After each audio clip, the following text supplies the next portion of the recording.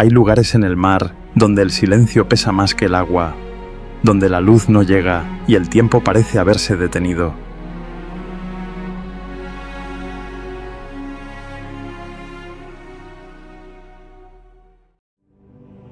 En la primavera de 1900, frente a la costa de una pequeña isla griega llamada Anticitera, un grupo de buscadores de esponjas hizo lo que hacía cada mañana: descender, aguantar la respiración, buscar entre las rocas algo que vender en el puerto.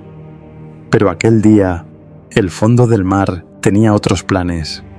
Uno de los buzos, Elías Stadiatis, se hundió más de lo habitual, y en la penumbra verdosa del lecho marino, su mano tropezó con algo que no era piedra ni coral.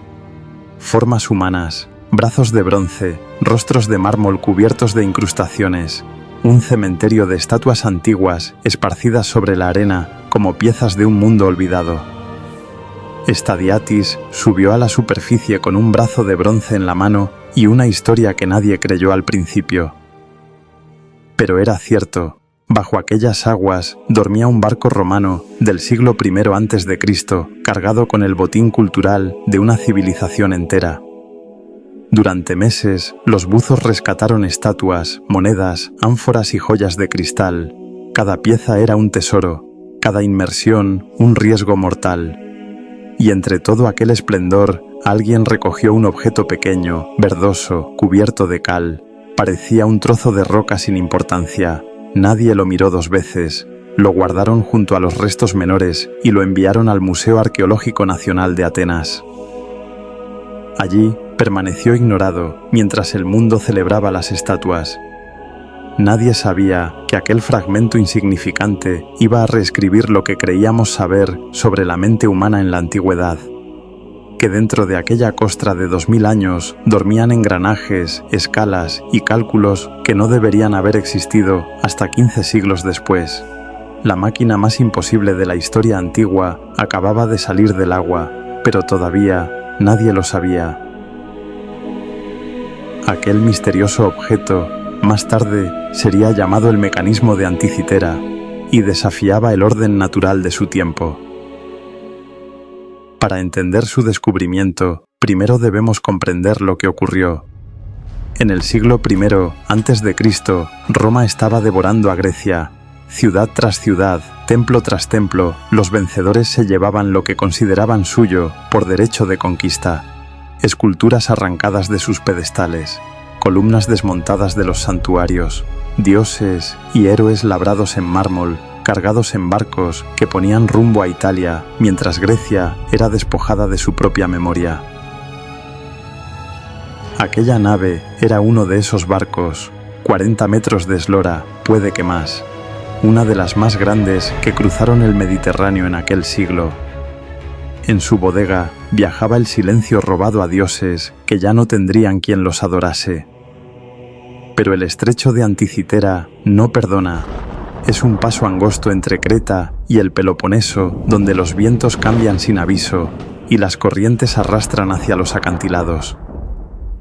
En algún momento del viaje, una tormenta empujó la nave contra las rocas, el casco se partió y todo aquel cargamento, siglos de belleza griega, se precipitó al fondo, hacia un silencio que iba a durar 20 siglos, 2000 años sin un testigo.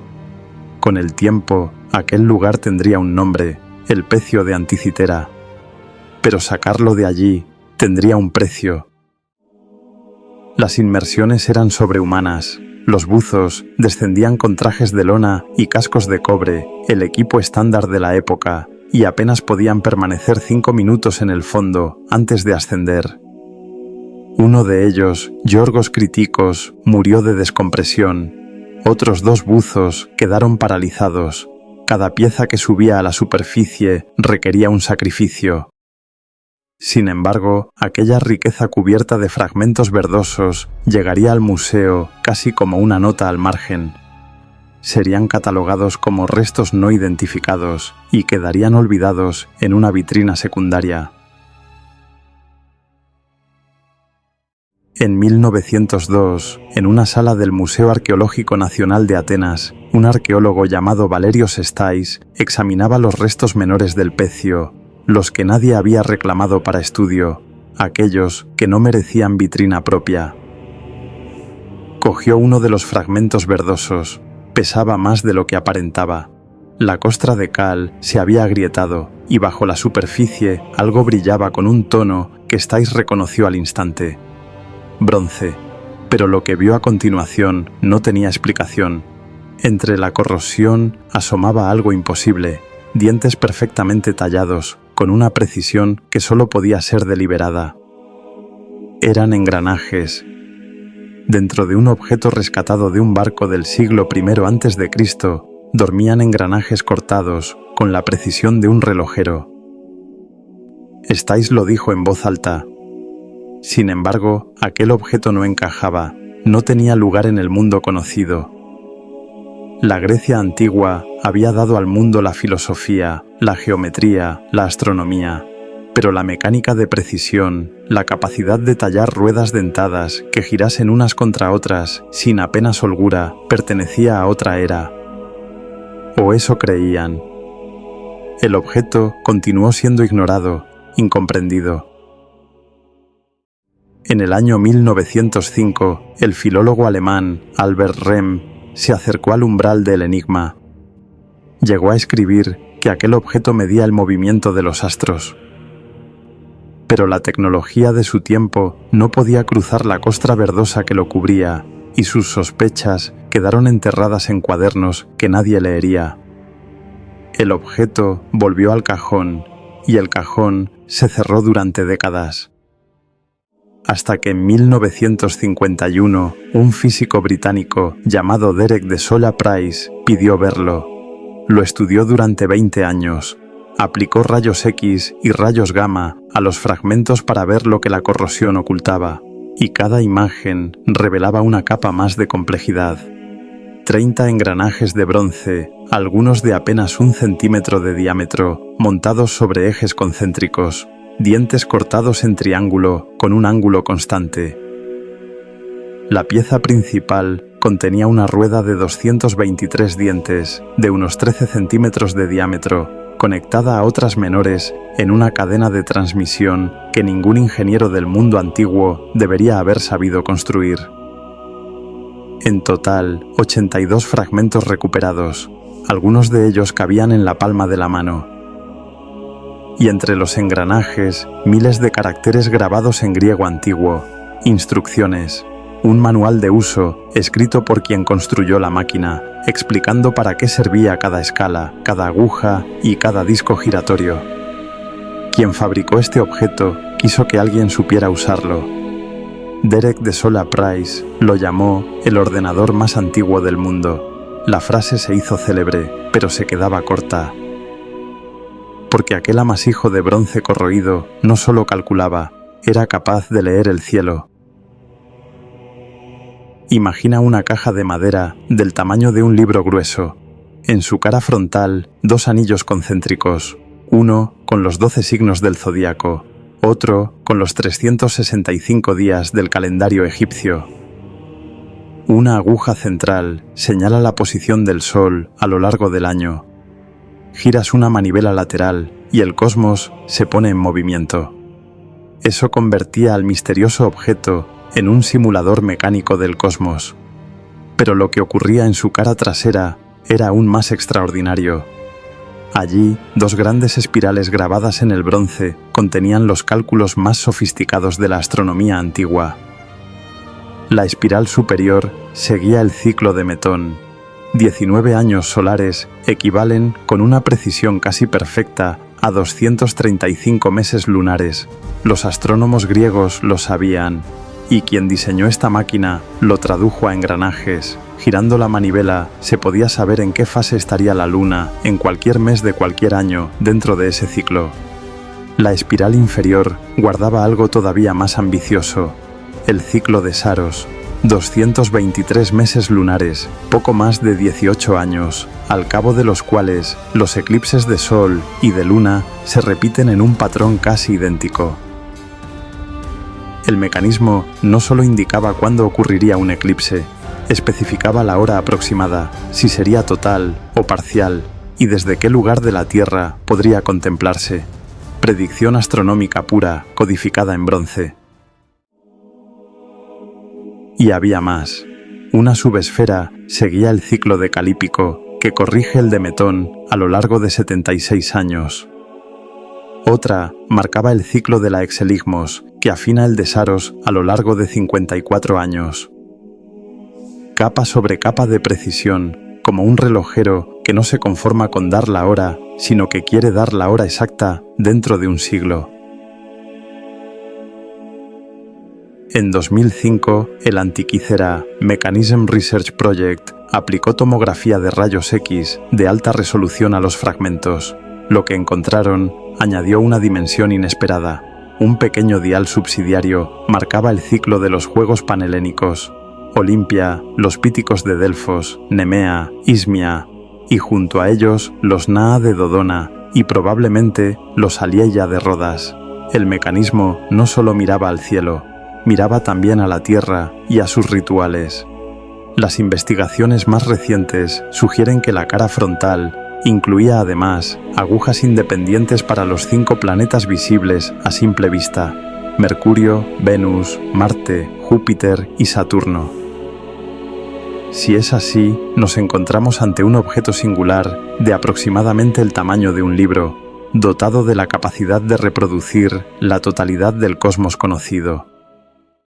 Aquí es donde surge el enigma, ya que nada comparable aparecería en Europa hasta los relojes astronómicos del siglo XIV, 1500 años después. Es como encontrar un telescopio en una tumba egipcia o una brújula en una cueva del Paleolítico. Su tecnología no debería pertenecer a ese tiempo. Y cuando por fin entendemos de lo que es capaz esta máquina, surge una pregunta aún más inquietante. ¿Qué mente fue capaz de concebirla? El bronce está limpio de firmas y sin un solo rastro de identidad. Quien construyó el mecanismo dejó solo la obra. Sin embargo, los investigadores más insaciables no cesaron en su búsqueda.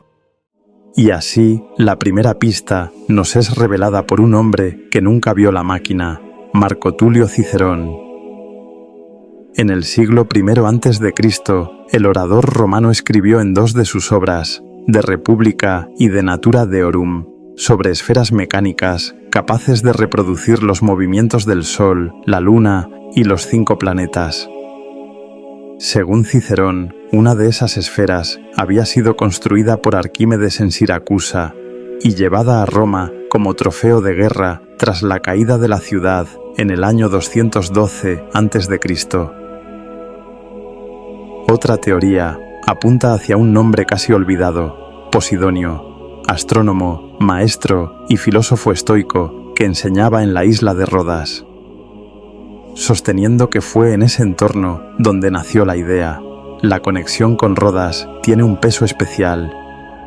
La ruta del barco hundido pasaba por esa zona del Egeo. Rodas era en aquella época un centro de astronomía, ingeniería y comercio. Hiparco, considerado el mayor astrónomo de la antigüedad, trabajó allí en el siglo II a.C., y Posidonio, que según Cicerón poseía una esfera mecánica, dirigía su escuela en la isla cuando el barco pudo haber zarpado. Pero en 2008, un hallazgo en las inscripciones añadió una vuelta inesperada. Los nombres de los meses grabados en el mecanismo no correspondían al calendario ateniense, como se había asumido durante décadas. Eran corintios, y el calendario corintio se usaba en las colonias fundadas por Corinto, entre ellas Siracusa, la ciudad de Arquímedes. ¿Fue Arquímedes el autor? No hay prueba directa. El mecanismo es posterior a su muerte en al menos un siglo, pero pudo ser fruto de una tradición que él mismo inició. Un linaje de constructores que perfeccionaron su diseño generación tras generación, en talleres que no dejaron más rastro que esta máquina y unas líneas de Cicerón. Este umbral de conocimiento nos da pistas, pero sin embargo, seguimos sin saber nada con certeza. No conocemos el taller ni las herramientas, y tampoco conocemos los nombres de aquellos que en su día cortaron cada engranaje con una precisión que hoy requeriría maquinaria industrial. nos deja una sola certeza: esa tradición existió. Se inició en algún lugar del Mediterráneo, en una mente que se atrevió a entender el cosmos, y durante al menos un siglo hubo manos capaces de traducir ese conocimiento a mecanismos de bronce antes de que el mundo estuviera preparado para recibirlo. Sin embargo, este conocimiento quedó enterrado en el tiempo. Quizá esta sea la parte más inquietante de su hallazgo, porque el verdadero enigma del mecanismo de Anticitera no está en su existencia, está en su soledad. Un único artefacto de la Grecia helenística, heredero del conocimiento científico más avanzado del mundo antiguo. Encontrado como una nota aislada que formaba parte de una partitura mayor que nunca llegamos a escuchar. Si existieron manuales, el tiempo se los llevó. Si hubo talleres, no dejaron más rastro que el bronce corroído que un buzo sacó del agua por accidente. Y después, 1500 años de silencio. ¿Cómo se pierde algo así? Se pierde como se perdió la biblioteca de Alejandría, como se extinguieron los escritos de Demócrito, las máquinas de Ctesibio y los mapas de los fenicios, porque el conocimiento no sobrevive sin mentes dispuestas a conservarlo, a comprenderlo, a trascenderlo. Roma heredó gran parte de la cultura griega, pero no heredó su curiosidad por comprender el mundo. Con el tiempo, las guerras, las crisis y las transformaciones del imperio fueron cerrando las escuelas, dispersando las bibliotecas y silenciando los talleres donde ese conocimiento seguía vivo. Y lo que se perdió era algo más que una técnica ancestral. Eran matemáticas, física, astronomía y arte esculpidos en un objeto de bronce. Un texto puede copiarse, puede sobrevivir durante siglos, pero ese tipo de conocimiento no vive solo en fragmentos de papel, sino en las manos que lo entienden y en las mentes que saben interpretarlo. Cuando los relojeros medievales europeos construyeron los primeros relojes astronómicos en el siglo XIV, no sabían que estaban reinventando algo que ya había existido. El mecanismo de Anticitera demuestra que el progreso no es una línea recta, que lo que una generación llega a comprender puede desaparecer con la siguiente. De toda una tradición de vidas, solo quedan 82 fragmentos de bronce corroído, rescatados del fondo del mar como un mensaje que nadie llegó a abrir. El mecanismo de Anticitera nos susurra una realidad incómoda. El progreso no siempre ha sido una línea recta. Su descubrimiento es el eco de un camino olvidado, que vuelve para ser recordado. Una noche, hace más de 2000 años, alguien alzó la mirada al firmamento y descubrió una danza sin fin. Trató de medir cada movimiento, cada trazo de aquella belleza infinita. Y por un instante, intentó atraparla en su obra. Te doy las gracias por estar aquí. Si te interesan las historias donde el misterio, la espiritualidad y el arte buscan la verdad, suscríbete y comparte este episodio. Nos vemos en el próximo viaje.